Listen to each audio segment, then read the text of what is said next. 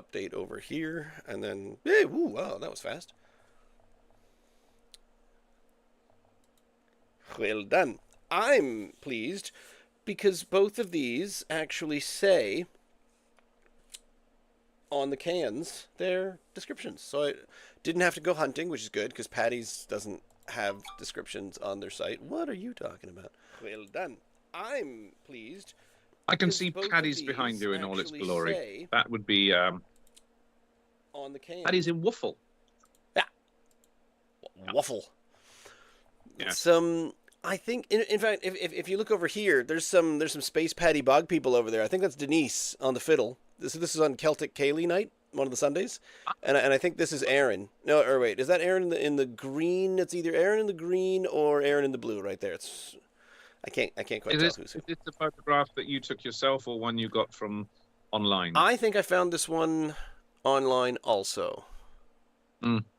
But it was annoying because when I tried to link Paddy's, when I announced this one this afternoon on Facebook is the most awful thing to try to link. I don't know if you ever tried to do at someone and like include someone in, or like a small business in your post. Have you ever tried to do that?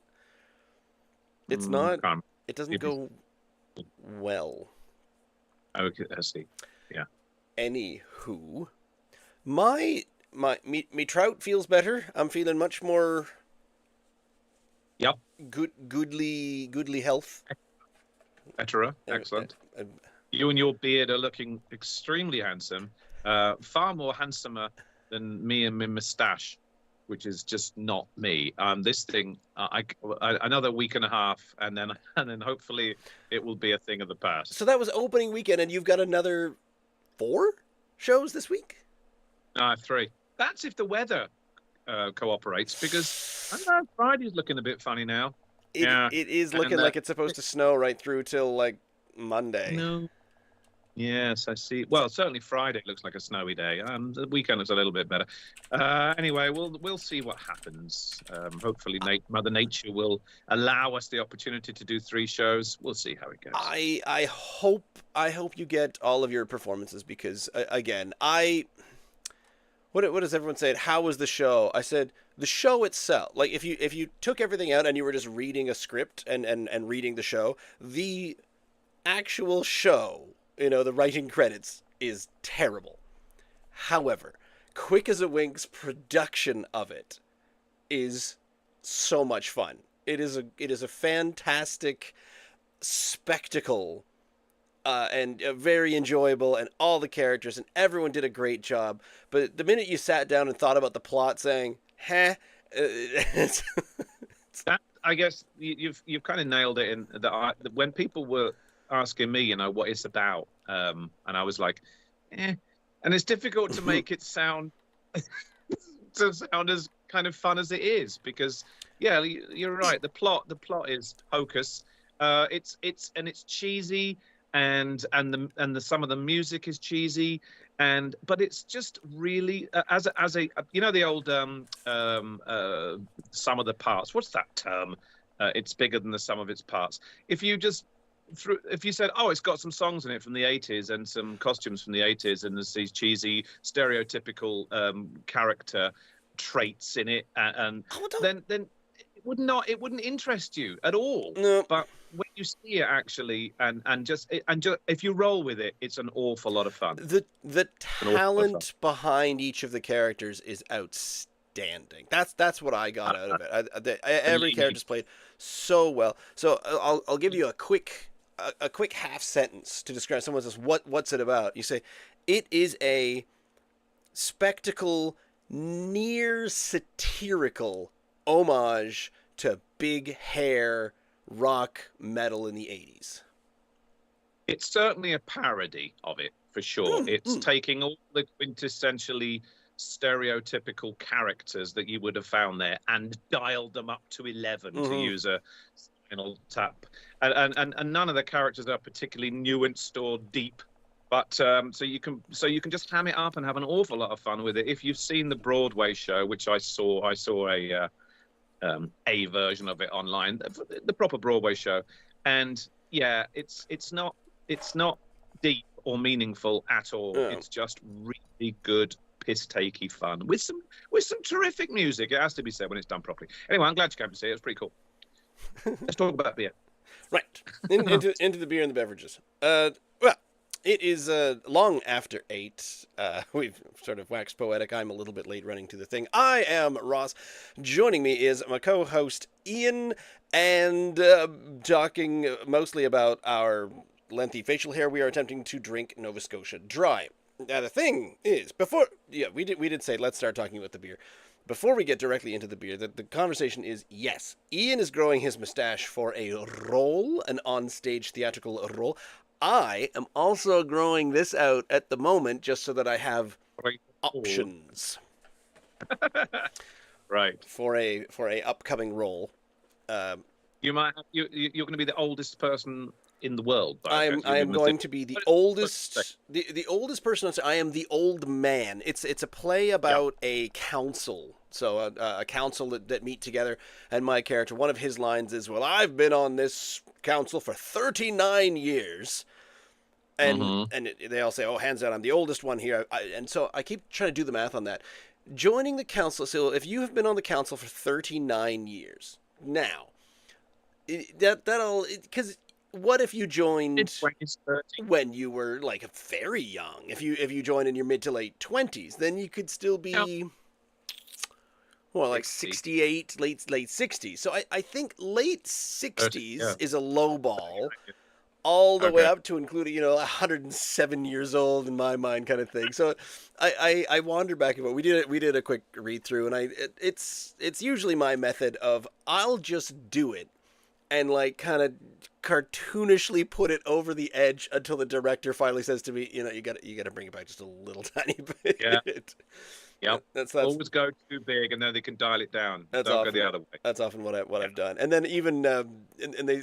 Even just in the read through, but since we're at a table anyway, so we have to try to add some physicality to it. I said, okay, well, everywhere, anytime you've got a motion where, and I've got a little bit at the beginning where I complain about parking spaces. So I figure, okay, well, if I'm going to complain, this is my only chance to be noticed or physical in this entire play, because for the most part, I just sort of sit there and say, yes, I vote for this and I don't for that, but. And so I decided to stand up. And as I stood up, it took me a minute because the chair got caught. So I just went, oh, wait a minute, I'm really old. So I kind of hunched as I stood. And I was standing there and I was kind of like holding my back and doing all the, that if you've ever seen a really old, frail man stand up and try to take a stand, but then realize that this was not the best plan in the world. I think someone pointed out at the end of it saying, oh, and Ross's character, who's apparently suffering from lower back issues. I'm like, I'm an old man. What do you want me to do? Of course I'm suffering from lower back issues. But we always say, when we do a show, that you should differentiate yourself from everyone else, from people that are on stage. Because if everyone looks exactly the same, if you have all got, clean shaven and a short haircut and kind of brown hair, then you all look exactly the same. And I realized that if I went clean shaven trying to look, I don't know, old, then I'd look exactly like 2 or 3 of the others that are already there. Yeah. And I think, well, no one else is doing this, so I might need to actually whiten this more. And right. So Brittany says, maybe you can get that stuff. What's that stuff you can get in the drugstore? That great looking gray, I think, is the product that used to be a big thing, where it goes from this salty, peppery, half and half kind of stuff, and just says, you know what, white. Let's just go whoosh, just gorgeous, beautiful, totally white hair. Okay, look at that. We'll see how that goes. Anywho, beer and dessert stouts, despite the fact that when I announced this on Facebook, it got about the most conversation going in many of our posts in the Maritime Beer group on Facebook. But someone said, well, getting a lot. The sweet thing. Yeah.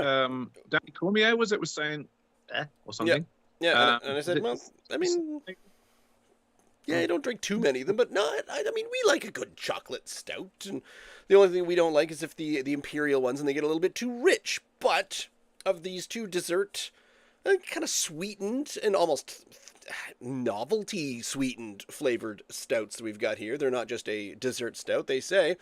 So for the first one from Paddy's, the lower alcohol percentage of the two coming in at 4.7% alcohol by volume is Paddy's Brew Pub in Wolfville and Kentville. The Campfire S'mores, or Campfire S'mores, and I'm just realizing now it says S'mores Porter. And now I feel real stupid because it's a porter and not a stout.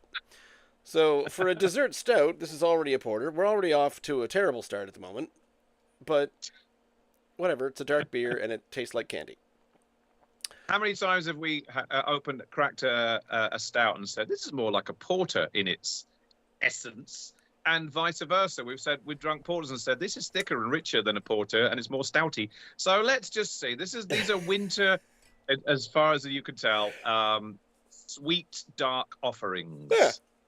Ooh, that would have been a good title for the. I'll write that down. Sweet dark offerings on the can, because I can't find it on the website there, because well, lots of different reasons, but they don't usually update with all of their new brews on there. I think it's been in the can for a little while at their stores, at the two pubs. Paddy's in Nova Scotia's.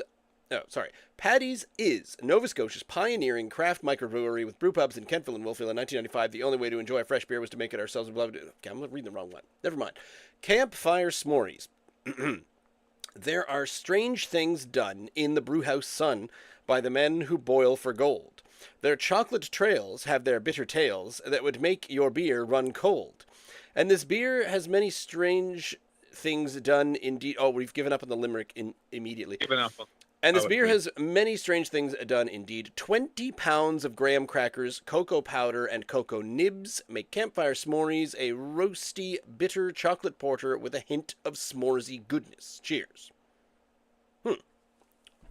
Sounds like a lot of graham cracker. Is it going to be one of these things like the... I don't want to keep bringing up the Donair beer, but if it doesn't focus on the flavors that define a multi-flavored thing. I don't know quite how to describe it.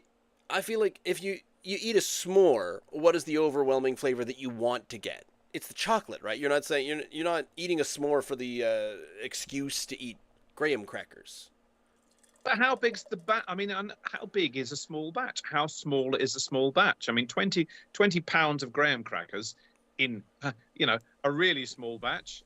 It's going to be absolutely, but you don't know how small the batch is, so it might get lost in it. You might not get a hint of graham crackers if the batch isn't as small as that. I don't know what counts as a small batch. I have no idea. To ask someone that knows these kind of things, like Paddy's, since that's where it came from. And also, is it 20 pounds of graham crackers, cocoa powder, and cocoa nibs? So it's just 20 pounds of random stuff, where most of it could be graham crackers and only a tiny little thimble full of chocolate at the tail end of it. I don't need... the smell is definitely familiar. Yes. That is a chocolate, yeah. That is a milk chocolatey smell. Yeah, it is. The do you like s'mores? Typically, do you like s'mores? Might as well ask straight up front. Yes. Okay. Short answer, yes. Okay. Long answer, I can't be bothered with the complication of the complicated process of making one. I've had s'mores. Correct me if I'm wrong. Round at your place in one of your fireside chats. Oh, probably. Along with beans and beers, and I'm pretty sure you threw out the s'mores. I'm not overly familiar with them. I didn't even know what they were until I came here to this great land of yours. But it's something of, actually, is it not, of a autumn or a fall thing where campfires are more. And that's not to say people don't do them, of course, in summer and winter. That'd be ridiculous. All year round, people have campfires. But it's a very kind of September or October thing to sit around a campfire, is it not? I think it is, especially in your yard. Us, just because it's often even too hot to do it in the middle of summer. Right. There's no real good time. It's the couple of days in autumn when the temperature is just perfect and you're quite happy to to sit out in an evening. And yeah, that's usually when the nice evenings are. But I've Yeah. known to definitely. With s'mores. This really smells extremely chocolatey, mate. I don't know how you've recovered completely from all your lurgy, so hopefully you'll be able to smell this. I feel like my flavor senses are back, scent and taste. There's an argument to be made that they are both one and the same. Trying to get it all in the glass. I'm fighting a little bit with some pesky foam, but that is a good thing. And with that, because oh yeah, there we go. It was a little bit Yeah. amber and pale, But now Well, it's really dark now and very unfiltered. There's an awful lot of sea monkeys in there. That's something we haven't said for a little while. There's lots of floatage going on. And- I like that. Yep. That might be the graham crackers. Not quite ground down enough. I don't know. There's a lot going on in there. Who You knows? can't see it on the. Yep. And It's still quite it's brown. gone all cloudy. It's like a cloudy brown ale. Yep. Like if you held this up or clonked this down, I would say I would not say, oh, that's a porter right there. It's got a nice head. It's disappearing slowly, but it did have a good finger there. And at 4.7, it's not going to knock your head off, I don't think. I'm hoping not. Ready? Schnell Yep. me. Cheers. Got some chocolate notes. Let's give this a whirl. Oh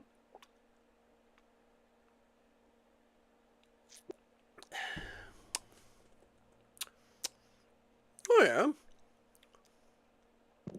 Really quite chocolatey. Not like as sweet Ooh. as some of those Two Crows chocolate stouts we had. I mean, I'm going to have to stop saying stout because it's not a stout. However, it doesn't have that crazy sweetness that the really The strong one. Those are mostly imperial dessert stouts. I think we had one night. That was insane. This doesn't have it. It's still it doesn't have the body of a thick stout either. So it's actually very pleasant. But it doesn't taste. Yeah, it is very pleasant. It doesn't taste thin. Not taste. It doesn't have a thinness to it though, does it? I mean, it's 4.7. It's a porter. It doesn't have the richness of a stout, but it's still got plenty of body to it. I would give it a medium body for sure. Okay. But like you said, when we have porter, sometimes we say, "Ooh, that's very very thin." It tastes almost like you've just dropped a teaspoon of molasses in a lager, and it just tastes so very thin. But it's not thick. It's not heavy body. It's just right there in the middle. Just very easy to co-op. Once the chocolate has gone, so you get the chocolate as you go through. So the front and the middle, and then at the tail end, there's that graham cracker. You're right. Yeah. Yeah, isn't that nice? It's quite nice, isn't it? There's an afterthought. It says, "Oh, there they are." So something. The belt brings back the crackers. Isn't that nice? Quite like this.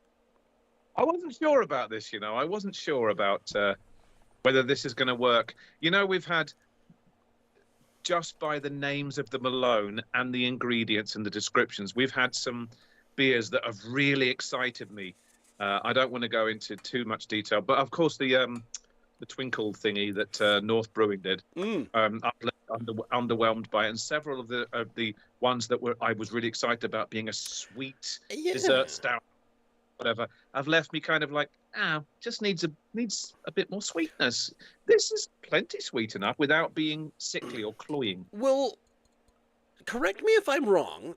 We happened to be in the same place at the same time, and we went out for a quick beer at Paddy's, and she said, "Oh, we've got a new one on right now. It's the Campfire S'mores," and you hadn't had it, and you went, "Ooh, novelty. Let's try this." And my mind went, because I had been at another Paddy's location, and someone had said, "Oh, there's the Campfire S'mores," and I went, "Ooh," we did that thing.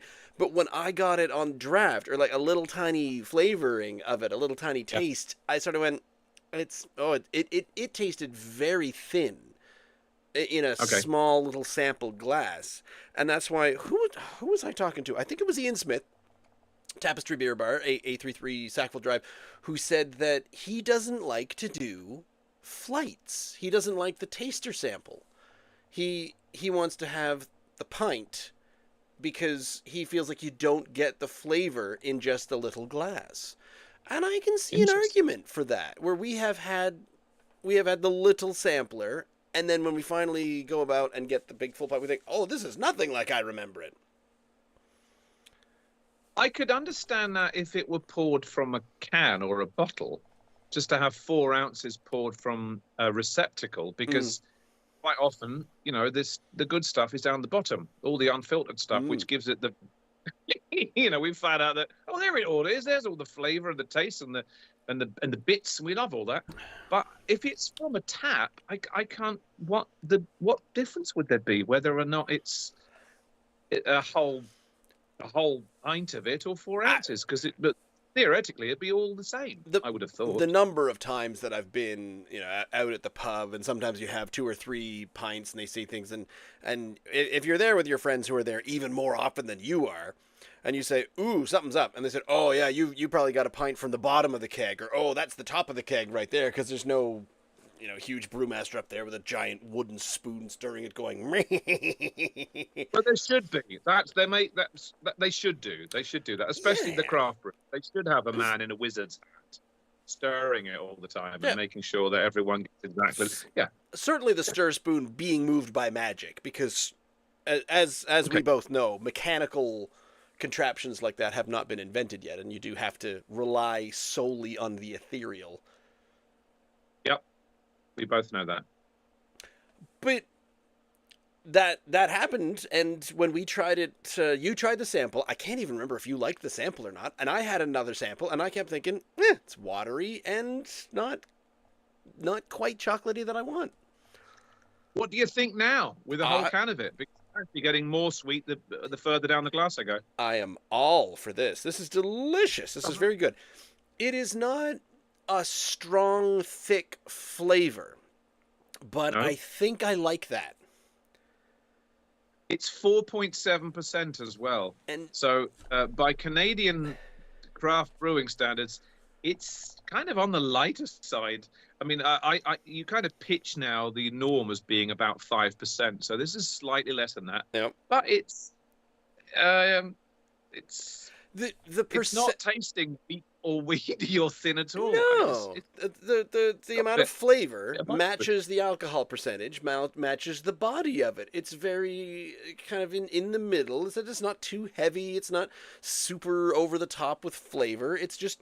It's there. You can tell it's there. It's not 100% of its personality, because you can taste the rest of it. Once you start kind of mellowing it around, you can say, okay, there's sort of a nice malt profile is in there as well, and it just balances quite well. It's smooth as business.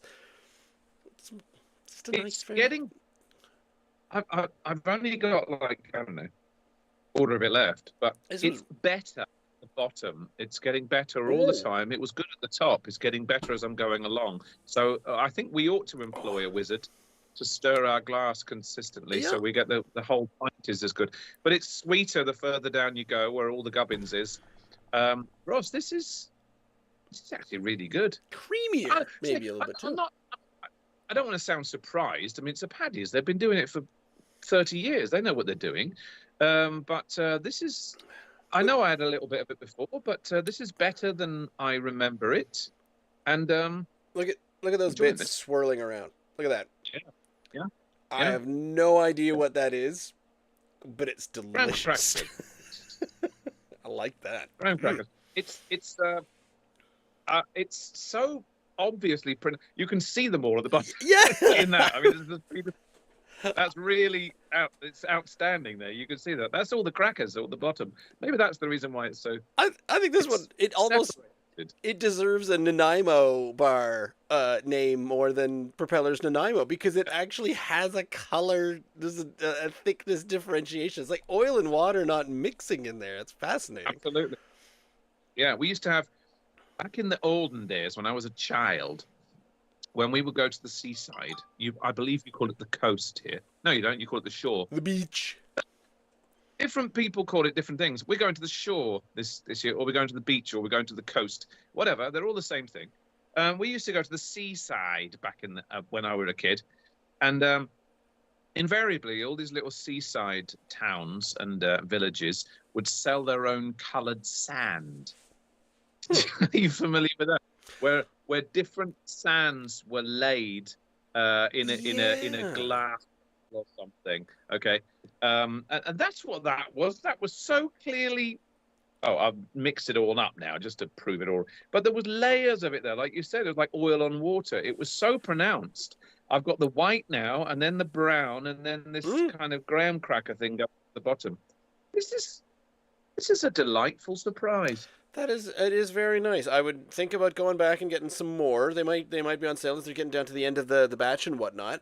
I remembered this one because a good friend of mine, well, John, who's been on the show at least once before, he posted something and he was, just in our little friend group. He said, "Oh, having a couple cans of this. I've really enjoyed this one." And I remember thinking, "Really?" Because I didn't, honestly, it's there. I've got it ready to drink, and I thought I was not looking forward to it because I didn't like the sampler tasty bit that I had in the pub. So I wasn't. You just without meaning to, you just made a really clever joke when you said that. A very clever pun. You said you want to go back and get s'mores. We have not been making the s'mores references. Anyway, it's s'mores, which is interesting. I did notice that. It's not s'mores. What are they saying? S'mores. It's because it's Campfire stories. Oh, I see. Because you tell campfire stories, so you've got campfire s'mores. I mean, it's clever all over, and good. Well done, Chris, with the limerick or the half limerick on the back. Even a half limerick impresses me. That's good. We've got some rhyming couplet on the back there. Right. I'm really happily surprised by that. So am I. Like I said, I'm not casting any aspersions against Paddy's whatsoever, but I'm surprised that's as good as it is. That was a genuinely pleasant surprise at 4.7%, full of flavour, a decent medium bodies, like you say, but it's rich enough and it's tasty enough, and it's on a cold winter's night like this, and we've had plenty of snow today. They only forecast 3 to 7 centimeters again, like they did yesterday, and it far surpassed it both days. This is the kind of beer you want to relax in front of a fire on a cold winter's night, and yes, it really hit the spot. I want another one. I want another Paddy's Campfire S'mores beer right now. Yeah, I think I've only got the one. It's plenty of other beers, plenty of other things, and that was the. So okay, speaking of the weather, we were trying to get together today because there was a good chance I've got some more dessert, sweet tasting, couple of sweet tasting stouts that I picked up at Roof Hound. Les Barsman, he's got his this year's batch of chocolate stout that's been turned into different things, and I was gonna give those over to Ian, and then at some point this afternoon, I think during the 5th or 6th snowfall, the sun was about to go down, and I think you texted and said, I'm not going out in the roads, and I said, good. That is we should not be out on the roads right now. I'm glad we're not out on the roads. So I am sad that we don't have a third, we don't have a Roof Hound cherry brandy chocolate stout, but that just means that we'll have to have that another night. Yeah. No, that's problem. We'll have to save that for another night. Oh, damn. Oh, we'll get back to only trying two beers in a night, and I think I'm in one of my. It is a bit of a sinusoidal wave where I hit the gullies and say, oh, we're all out of beer. We're gonna finish the show, and there's gonna be no more beer to drink. And then and then all of a sudden we get an influx of, this brewery's come out with 6 new flavors this year, and these guys are doing this one. I'm like, there's too many beers for us to drink. So I was getting down into a valley of me saying, I don't know if we've got enough beers to keep going just recently, and there's. Well, then I've messed up because I know I went several weeks. I've gone several weeks without seeing your lovely face. But as a result, then I've probably there's probably a few beers in that fridge of mine because I've probably still got 40 or 50 that you've already sampled, and I need to sort of either sample myself or I need to be on board with you.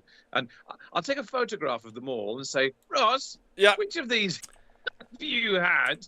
while I've been busy, and maybe it'll deplete the fridge somewhere. I don't know. We'll see. While you were not here, I Mm. didn't get you a can of this sour, but we had the mango sour IPA from Tusket Falls, which I thought Uh-huh. was amazing. The Electric City one, it's purple, got a big fancy triangle on it. Uh, This is you and me had this, isn't it? Do did you have the sour night? Brittany and I had that. Did we have the wheat beers, or was that just me that with the wheat beers? I think you missed Uh, that. no, you didn't like them, I either did of them. not. No, I had No. no. Then we've discovered that wheat beers are not our favourite. Down the years, I don't mind them. If someone hands me a That's wheat true. beer and says, "Here, have a wheat beer," apart of that, I'm never going to say no to anything, and that includes Coors Light or Budweiser. I'm never going to say no. I'm not drinking that. Yep. If you do that, all you know, I bow to you if you can say no. I'm not going. I'd rather just drink a glass of water. I would still rather have a glass of Coors Light and a sour. I would rather have a sour than a glass of water if I'm at a party. Ah, But everything else I would rather have in front of me sours. agreed. It is a sliding scale, but it is a very large scale, and I'm the exact same way. I have been accused. Some people say, "Oh, you're a craft beer snob. You're never going to lower yourself to having one of these." And I will say, "Listen, if there's a Propeller Galaxy on tap, yes, that's what I'm going to. But if I'm Yeah. at a friend's kid's second birthday party." Up the way there, and amongst a bunch of strangers, but the kids are all running around having a good time, and someone comes up and says, "Hey, will you have a beer?" And I'll say, "Yes." I won't stand there and say, "Oh, what do you have? Do you have something that's maybe malt forward, perhaps from the West Coast? 'Cause if you've got a West Coast IPA, then no. But if you've got a hazy one from in a New England style, then definitely." So, but a guy just said, "Do you want a beer?" Yeah. And he came back, and I think he handed me, if I remember, what was Miller Genuine Draft. And I love the fact that draft is the noun that they landed on for what kind of beer this is. It's funny you should mention Miller Genuine Draft as I'm gonna just drop this in. I was in Alaska. Just gonna drop that down there. Okay. In 19, as you do. I was in Alaska just in flex your 94 travel muscles there. on detachment. The first night I was there's a whole bunch of American servicemen playing volleyball out in like midnight sun in August. It was crazy, and it was my first night there. I had arrived, and they'd got together with they said, "We're going to have this big sort of welcome to the Brits that are arriving," and they had this huge display of beers, and we're playing midnight volleyball, and it was all MGD, Miller Genuine Draft. That was what they were drinking there for the servicemen. It was my first. I'd heard of Miller Genuine Draft. It's a famous brew, isn't it? It's not maybe not as famous as Budweiser. But No, it's not a big quite. American. Yeah, but it's a big American cultural thing, an MGD, and everyone was drinking it, and I drank it that night as well. And I thought, yeah, if I was in the same way as you, I was like, oh God, I'm not sure. I don't like them. I don't like generic shitty ass beers. I'm going to say no. But everyone's so friendly, and like you say, if someone hands you a beer, Hey. you're not going to say, no, I'm not going to have this. It's beneath me. You're just going to take a beer and then clink it and carry on with Mhm. it. That was just my way of just dropping in that I was in Alaska, by the way. No, I did It was catch it. And at some sort of conference of men's volleyball, I'll gloss over that. I'm not, Yeah. that's fine. But the same thing happened to me when I got my daughter up to a birthday party. It was at a campground on a hilltop, and Yep. we climbed up the hilltop. We got there, and like, it was a sunny day. It was really, really hot. And someone just said, "Oh, do you want a beer?" Oh yeah, I'd love one. Passes me a Bud Light Lime, Okay, I'd still drink it. and I would I still... and I managed to sort of go, huh? And You're Canadian. Someone hands you a plate of sick, and you will say, "Thanks, thanks very much. It's very, Not, very much appreciated." yeah. Crack open my Bud Light Lime, and I tell you, after climbing a 200-meter hill, and Refreshing, right? on a hot, swelteringly hot day, I thought this is kind of good. It hit the right spot on the right day. If we were sitting here and we had a Miller Genuine Draft and a Bud Light Lime and a Toller Gold, I know exactly what one I would choose. And exactly what one I would prefer after drinking all three in quick succession. But So we've totally discovered that yeah, of course we love our thick, malty, rich, sweet beers. We also love our porters, and increasingly, weirdly, we actually like IPAs. it's getting there. Yeah, but courses for courses. On a hot summer's day, Mhm. maybe I'm not going to be reaching for my Campfire S'mores by Paddy's. I might do, but I might be also leaning towards doing something slightly limey and more refreshing and colder and not so much flavour that I might want on a. I'm not as much a snob as I used to be, Ross. I am a beer snob. You mentioned the word. I am a beer snob because I know what's good and what isn't. But there is no beer made so far that I've said, I'm just not going to drink that. I'm not going to do it. Sorry, man. It's not good enough for me. I'm not going to drink it. In fact, that's really friggin' rude. If someone handed you a beer and said, hey, man, have a beer. And you said, no, sorry, it's beneath me. Your beer is piss. Yeah, get it out of my face. I'm a bigger snob than I thought I was. Also, and your entire house is ugly. and your wife smells funny. Of elderberries. And all of the children's drawings on your refrigerator are terrible. I hope they flunk out of art school and invade Poland. It's that bad. I have a glass in my hand. I'm slowly. This is what I'm drinking my next beer out of. Oh. You won't let me buy you the good glasses at the liquor store. Okay, that's it. You need to throw out your Miller Genuine Draft glasses. You can have my, because I now have 2 North Brewing glasses because I bought a second one because I forgot I had the first. There is a 10-second story. A friend of mine from work came to see the show. And 2 days ago when I was on at work, he said, hey, I noticed there was a Coors Light sign at the bar on your on the show. You know, the neon sign that's lit up. And I saw the one that says live nudes, but I don't think I saw the Coors Light one. That might say more about my personality than not. Maybe. Anyway, and he said, I enjoyed it so much, he said, and he gave me this box. And it said Ian Granger on top, and in it was a packaged horse glass. Clearly, he must have had it stashed away somewhere and said, "Here, have this. Thank you so much." Now, there's a guy who's been to a theater show or two and has decided, do I hand him flowers at the end of a performance? No. I think a pre-packaged Coors Light glass mug. Encore! Bravo! Here, sir, please take my finest American beer glasses. in the mason jar lid. Look at that. Yes. You could cover it up and make sure that no one gets into it during a nuclear holocaust. Mm-hmm. Used more as weaponry than refreshment. That's something. It's going with my glass collection. Peanut Butter Cup. Speaking of our beards and theater and whatnot, because you say when someone hands you something, I have managed to accept gratefully and drink with a straight face a Corona, which is I will drink a Bud Light even though it's not very flavorful. Corona, I find, is offensive. It has an offensive flavor, and I do not like it. It actually tastes of piss.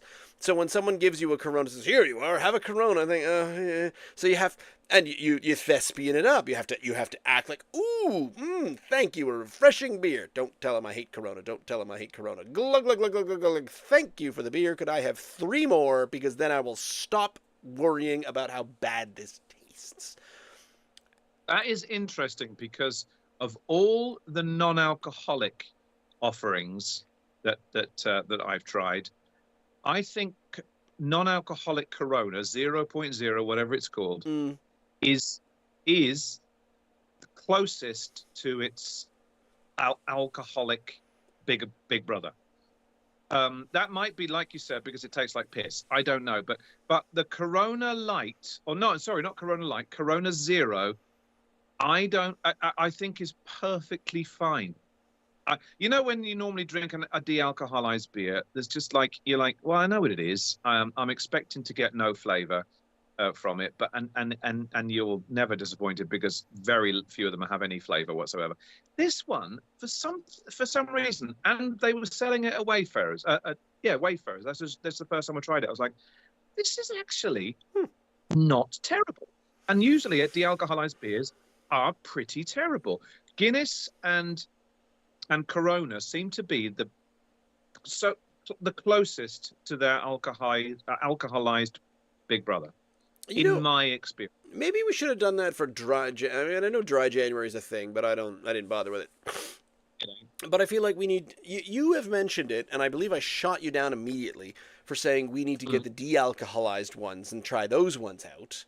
And I said that sounds intolerable. I want no part of it. But I'm now realizing maybe we should, go into the old grocery store, because I'm pretty sure Nine Locks has a low percentage blonde. I think they've got a version of the dirty blonde. I could be wrong. Low, the lights rather than de-alcoholized. Is that what you're saying? Oh, maybe just that. Okay. Yeah. But I mean, go into the de-alcoholized, because I think there's a couple. We'll figure it out. We'll get in there. But I worry that if we get so good, you and I, at acting, because, I mean, obviously, and if I can show somebody that I'm enjoying the Corona that they've given me, what, does everyone just kind of have to trust us that we're giving our honest opinions right now? I mean, there is I thought you were going to say there for one minute, if we get so good at reviewing beers, and I thought, well, we're no better now than we were 200 episodes ago. Yeah, absolutely. I still can't, I'm still rubbish at it. But I thought that's where I thought you were going with that. No, I mean, we are such good actors, you and I, that we could probably, the entirety, all, three, however many 100 beers that we've had, could be, we didn't like any of this. We don't actually like beer whatsoever. We're drinking various shades of apple juice over here on the side, and no one can tell the difference. And then we just said, "Oh, yum! Oh, this is good! Yum! Tasty, tasty, tasty!" And then, sorry, that's me acting right there. So that gives you an indication as to how good / bad I might be. But can anyone believe that we are authentic? And we just have to say, trust us, we're being authentic, despite the fact that we are amazing actors and thespians. Yeah, Shakespearean. Yeah. Oh, maybe. I have to trust. Anyway, Propeller, leaving a tiny little snoot, despite the fact that, I mean, wait, we're not really comparing it. Are we comparing the porter with the stout? Shall I just have the last drink of the Propeller? Did you? I did leave a little bit, just because it's quite delicious, and if this doesn't work out right for the Peanut Butter Cup, then at least you've got a flavor at the end. That is a good plan. So, from Propeller Brewing Company, there is a dessert stout. It does say a 5.8% strong beer for some reason, even though it's not all that strong. But the Peanut Butter Cup Dessert Stout, I did find this in a local store. I found this around Christmas time, and I wondered if this was meant to be a Christmas beer. Didn't say anything about Christmas on the can. It does say, no wrappers needed for this melt-in-your-mouth peanut butter cup dessert stout brewed with flaked oats, chocolate malt, and roasted barley. The layers of milk chocolate and peanut butter unfold to reveal a rich, robust stout. Yeah. What are those things called? the peanut butter. What's the company that makes those, Ross? Reese's? The Reese's. Reese's. It looks like a Reese's piece. Very much so. Oh dear. Ah. Remember how we got the chocolate immediately off the opening the can of the Campfire S'mores? And you're not from this. No peanut butter, no chocolate. No, it's very subtle. If it's there, it's weaker than the other. It's very subtle. Okay. It's a stronger beer, of course. 5.8. Yeah, it's not smacking me in the face, but there is, without the explanation, I still would have leaned towards it being chocolatey. Now there's a, I tell you what, there's a nice head going on there. It is, but it's not it's not a thick stout, is it? It's a stout. I'm kind of expecting this to be all velvety and whatnot. I mean, the head, you're right. The head on it is delectable. Yes. Yeah, it looks great. It looks very smooth. It's the same kind of colour, maybe a tad darker than the porter once it was poured. I'm not finished the whole thing, and of course I've already established that this is a 20-ounce pours mug I'm pouring this into, so I'm going to get the whole thing in with no problem whatsoever. Mm-hmm. This is my 20-ounce Propeller glass. The head is so creamy. Yep. I want to spit it out like an ice cream. It is a bit like an ice cream flute. I've just, even the froth.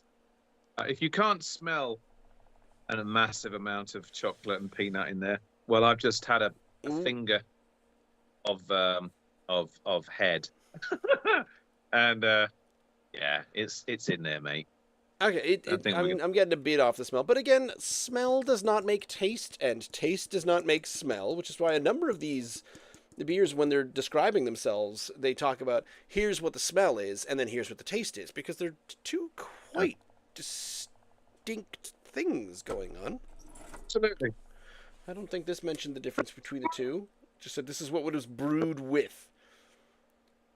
Reveal a rich, robust stout. Well, I don't want to. It's all in there now. I love Propeller beers. I think I'm gonna have to throw both my hands in the air and say, if I were to award my Granger gold medal in Nova Scotia for consistently displaying really nice beers. I know that some of them have done some award-winning beers have been displayed across Nova Scotia. What they called Boxing Rock. Been very well merited recently. But Propeller, just consistently, no matter what I try from them, I really like them. And yet, of course, they've been doing it for sort of close on 30 years as well, havenent they? Or even longer than that? Do you know what's fun? Propeller doth say they are the first, distributable craft brewery in the province, but quietly in the bag is Paddy saying, we've been serving our own beer longer than anybody else around.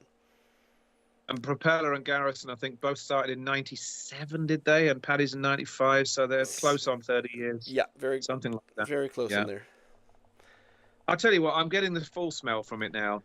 And I just had a finger of the froth as well. And yeah, I think there's plenty of flavor in this. I'm smelling more chocolate orange in this than anything, honestly.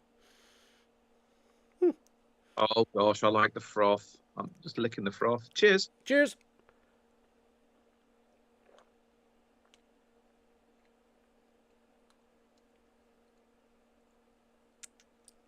Oh, yeah. Oh, yeah. Yeah, it's rich, robust, like they said. Mm-hmm. And I know, hey, look, I've been eating peanuts, and that's not the smartest thing to do when you're about to have a peanut butter cup, but I can still taste peanuts. You say that, but chocolate it's up roasted. chocolate up front, bit of a Yeah. roasty. I'm on it for some reason. I'm getting a chocolate orange flavor from the chocolate, Oh, and really? then You're getting I rich. really have to flex my taste buds to get the peanut butter out of that. Interesting. It Interesting. I am. it's there, Yeah. way at the back. Mmm. Very smooth, very delicious, roasty. Yes, brewed with flaked oats. Okay, so an oatmeal stout, lovely. Gets the creaminess in there. Chocolate malt, roasted barley, yop. Layers of milk chocolate, and peanut butter unfold. Not exactly. It's good, but I was kind of expecting a bit more of a Reese's peanut butter cup Yeah. punch. Okay. Well, the back end there's a residual peanutiness to it. Yeah. It's the chocolate and the roasted malt are definitely the winners in the flavor profile. Yeah. The peanuts are subtle, but I'm definitely getting them. And like I said, that's without the fact that for some reason I always have to sit here with a bowl of peanuts when I'm doing my beers. I don't know why. I just really enjoy having a bowl of peanuts with my beer. It's still there though. I'm still getting it. Orange. I'm not. I don't know. You're not? I don't know. I'm really getting that in the early part of the mouthfeel. Okay. The up front is this little a very chocolate orangey emphasis on the orange zest, and in the middle of the body, orange zest. It's that sweetness. But it leans that if that's the case, Ross, does it add to it? Do you just the fact that they haven't mentioned it? If you've got notes of that, does it add to it? Do you really enjoy this? Yeah, but it confuses No, the but- hell out of me because we've had the Propeller orange chocolate, and it wasn't this chocolatey or orangey. Putting the two beers in the different cans, I'd probably be more pleased right now. This is a disappointing peanut butter cup. It is a delicious chocolate orangey stout, and I don't get that. So it's not doing is. it. What it says on the tin. I don't Well, think if you want, that this one if you can. want the can is orange. Oh, Yeah. that must be it. That's it. with the peanut butter cups along the top, all around the top. Also, And it's quite delicious. I have to With my admire the palate. beautiful the s'mores with the campfire on the Paddy's can there as well. And if I do remember correctly, it was Chris saying that he himself is designing everything, the new cans. Oh. So that's the same as Yeah. that. Remember that the Japanese rice lager, which was a very Yeah. elaborate. Oh, what was the name of that thing? That was such a good title. Oh, I have to find that now. When we talked to, there it is. At last, finding peace, the final petals of snow fade for new blossoms was the name of the Japanese rice lager. Right.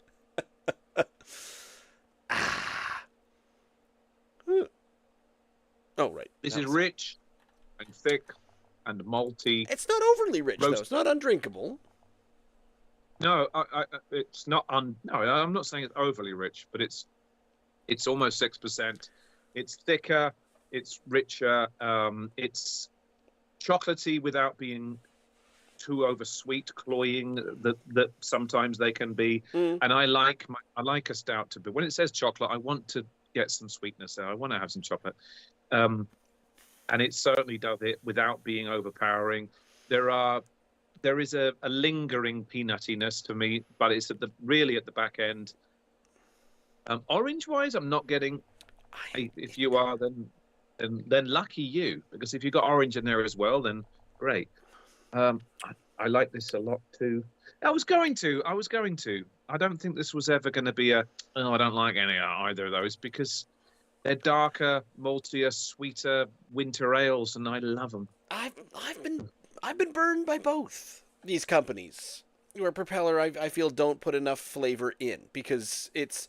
And when you're making huge batches for everybody, then there's a bit of a don't go to the extreme because then you alienate palates at either end.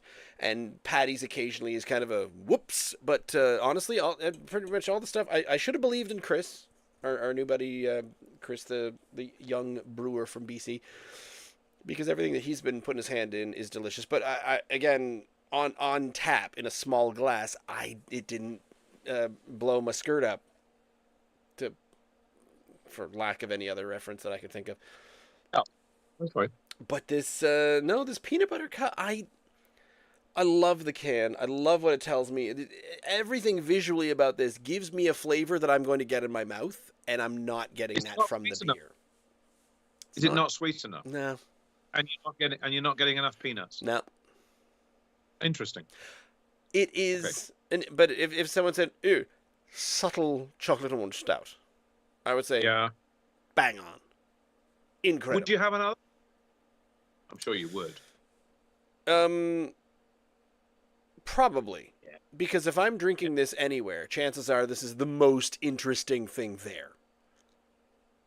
Yeah. And it'd be difficult to get something else. Would you want it sweeter? I wouldn't. I would. I still want a beer. I don't want a beer to be. Okay. You want it a little bit more. A little bit more. Like. Okay. Up to your teeth hurt kind of sweetness. Up to that. Not quite there, but near. Because honestly, if you switch back, here we go. Here's the Paddies. Yep. Get a mouthful of that in you. I can smell it. Look, without even tasting it, it actually smells sweeter. That sweet. Still, not making you say, "Oh, that's gonna." It's not a cavity beer. You know, it's not immediately rotting out your teeth, but it's got a bit more to it than this Propeller, and I feel like not Nine Locks has the between Nine Locks and Garrison and Propeller, who I would say are the largest producing batches beer companies. I think Nine Locks has the greater propensity to have a very full flavored beer. They have more full flavored beers, even in their large batch releases. And Garrison would be a close second. And Propeller is a close third. They're all very close. But Propeller, when they say something tastes like something, I believe it the least that it's going to be a full flavor. You know? Interesting. Yeah. Where nine Locks, if they say, "Hey, this is a watermelon ale," I'm going to say, "You know what? I bet that's going to taste like watermelon, and there is no mistaking it." This is the problem. If you give this to someone and say that's a peanut butter cup dessert stout, there is mistaking this. If this landed on your table after you ordered the peanut butter cup dessert stout, and you said, "Did I get are you sure this isn't just the regular stout?" So if you're going to market then, if you're going to grade this beer purely on what it says on the can, then you're not going to grade it particularly highly. I'm not. The Propeller? Interesting. 7. Mm-hmm. I think a 7 out of 10. I think a 7 out of 10 is generous. It is tasty. It is delicious. I would drink more of this, and it's very smooth. It's a very good beer, but it doesn't do what it says. The S'mores, however, does exactly what it says it's going to do, even as a porter, and I think I appreciate that more, where the porter comes through and it says, "You know what, it's kind of a bit more light-bodied." It's light-bodied, but not light-flavored. It doesn't... It manages to get all of the flavor in there without having to sacrifice on the body of the beer. So this is one of the more does what it says on the bodied or well-bodied porters I think we've had in a while. So this is the porter from Paddy's is definitely a 9.3, 9.4, getting up there. Hell, Ross, you are very generous with your scoring. I just gave the other one a 7, and you love it. So no, you can't tell me that. Okay. I think actually I slightly prefer the Campfire S'mores because it's a little bit more unique. It's a little bit more unusual, and I love the fact that it's got all this floaty shit going on at the end of it. And it makes it really, really, really different. The Propeller's Peanut Butter Cup is a nice dessert stout, and I could drink plenty of it. Thank you very much. I really could. But I think Campfire S'mores, just because it's a little more out there, wins it by a nose. I would say 8 to 7.5, just in favour of Paddy's Brewing, and I'm really pleased because it's one of our locals, and yeah, I like flying their flag. There's some really good stuff. There's some really good stuff that they do. I like them. Speaking of, but not speaking of, I will make a tiny little. Oh no, we talked about this last week as well, because holy crap, yeah, 2 weeks ago, when I picked up some sours and Brittany and I were trying the sours coming out of Wayfarers Ale Society down just a stone's throw from Meows. And they have changed names. They are doing the full rebrand since the changing of management and whatnot. And we've got our second Matt, or well Matt the brewer, and they've got some other managers coming in as well. But they're changing around entirely to Bay of Fundy Brewing, I think. BOFB. Okay. Bring our friggin' beer. I don't know. So I've been messing with different ways to acronymize that one. But so leaving Wayfarers behind and switching over to Bay of Fundy Brewing, which is, I'm excited because that means that I get to go buy a new pint glass. Have yet another pint glass from a new place. And see what Matt's going to do with some of it. He brought out that cranberry sour, and honestly, I liked it. I thought it was pretty good. I think you should try a splash of it the next time you're in. Are they going to literally just throw their existing beers into different cans, or are they looking? Did they say they're looking at maybe looking at recipes again? Because they've done that several times in the last 2 or 3 years. Well, we know that when it changed hands last spring, and they brought in Matt and Lisa as co-managers. Who Matt and Lisa came in, and they became the co-managers.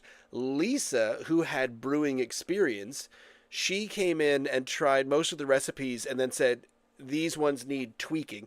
I believe they left the Helene Blonde alone, and I think they tweaked one of the IPAs. They tweaked the stout, the Muddy Bog Stout, because I love the changes that she made to that one.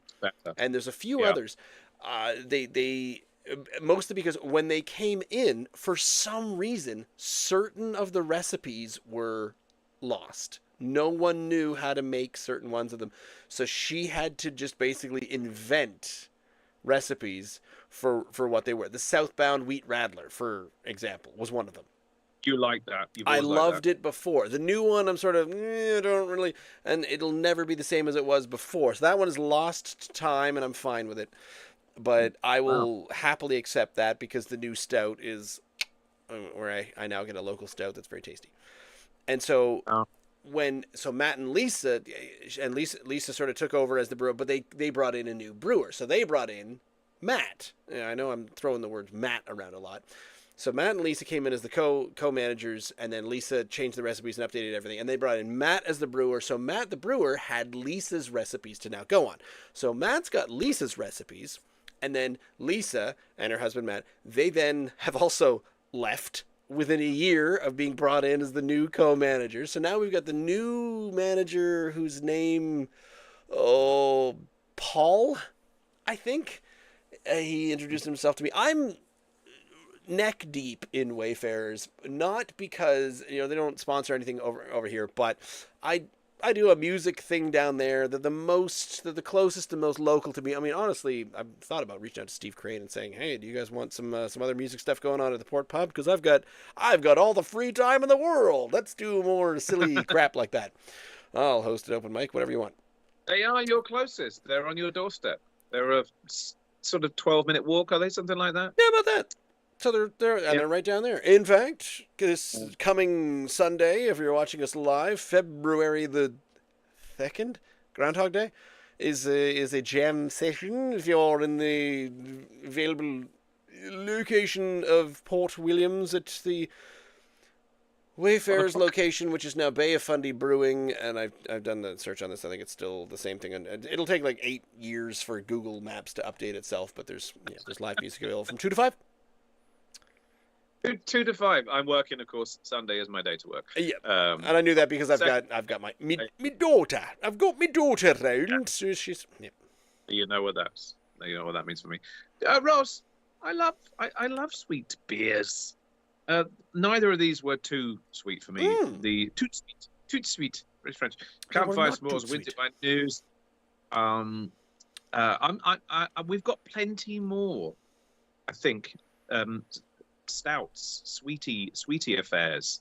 So we can visit in the not too distant future, maybe another night before it starts to heat up, and all of a sudden it's 80 degrees and we're like, oh god, we don't want sweet dessert stouts, so maybe we can get them done and dusted before spring arrives. I dare say I will still drink a sweet dessert stout in July. Maybe not at noon, but not as much. 10 p.m. I'll have a sweet dessert stout.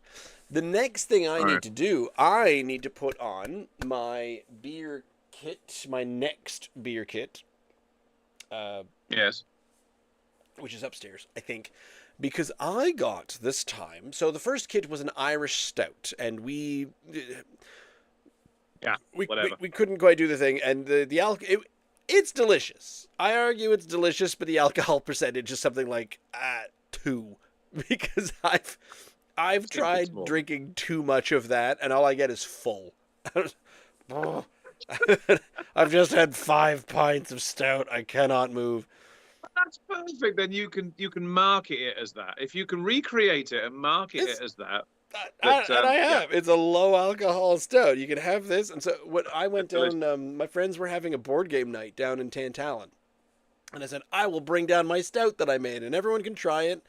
And they said, what are you drinking? And I said, I am drinking my stout because I know that I can drink 5 bottles of this and drive home clear-headed. No problems there. But the new one, Brittany showed me the website that she got it, so I know that I'm getting, and it's got all the ingredients. It's the same thing. It's pour in the hops and do the mash and do the everything. And I've got a black IPA.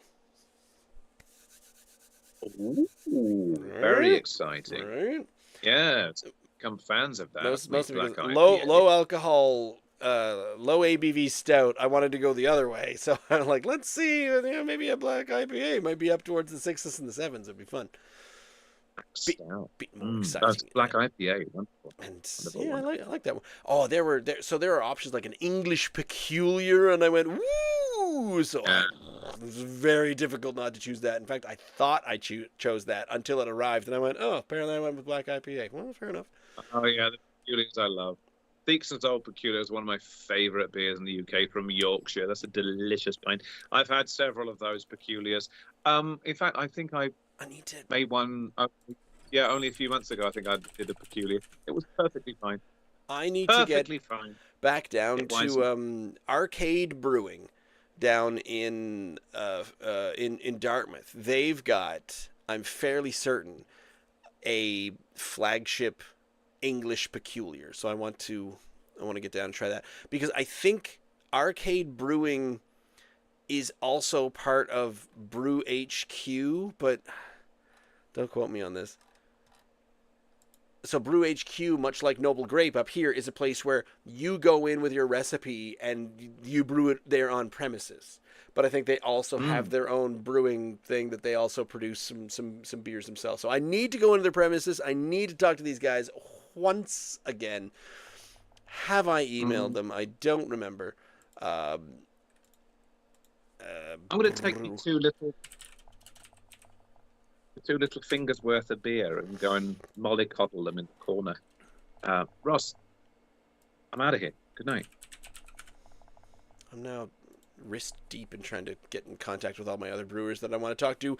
But we are here. Suddenly I'm getting a whiff of peanuts, and it's not from the beer, sadly. I'm getting a whiff of peanuts and peanut butter cup. Honestly, I think Propeller was hoping that there was a sensory memory thing going on, and you just think about peanut butter cups as you were drinking that. Sadly not the case.